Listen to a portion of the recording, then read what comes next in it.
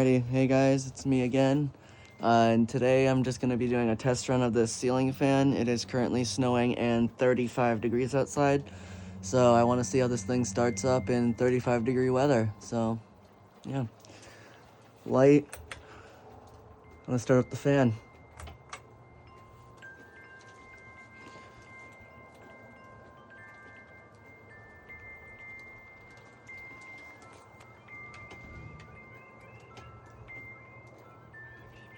The blades are also pretty saggy on it and out of alignment, so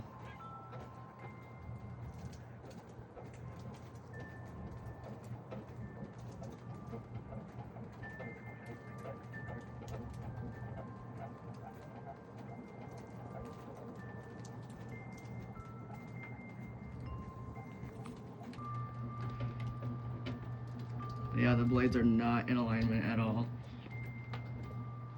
But yeah, works pretty good.